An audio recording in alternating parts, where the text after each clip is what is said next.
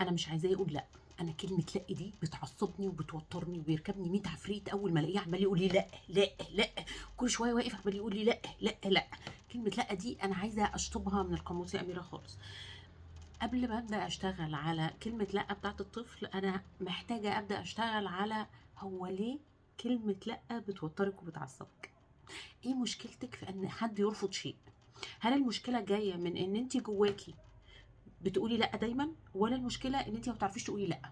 هو كلمه لا بتدوس على حاجه عندك. ايه الحاجه اللي بتدوس عليها كلمه لا عندك؟ ده اول حاجه محتاجه تشتغلي عليه. كلمه بتوترك وتعصبك وتنرفزك للدرجه دي، يبقى ليها جواكي جذر، والجذر ده عايزين نوصل له ونعرف هو ايه. تاني حاجه، انت المفروض تفرحي ان الطفل بيقول كلمه لا. كلمه لا يعني بيعرف يدافع عن نفسه. كلمه لا يعني هيبقى له شخصيه. كلمه لا يعني انا موجود. طيب لما الطفل يحب يقول انا موجود، او يحب يجرب شخصيته ويتست، يعمل تيست للشخصيه دي او اختبار ليها، هيجرب فين؟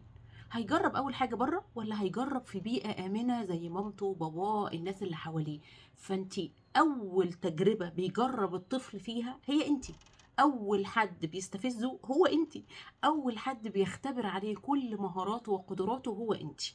فالرد اللي انت بترديه على الطفل، الطريقه اللي انت بتصدريها للطفل، هي اللي بتوضح له هو انا مسموح اتست اكتر، ولا اقصرها من الاخر وما اطورش من مهاراتي.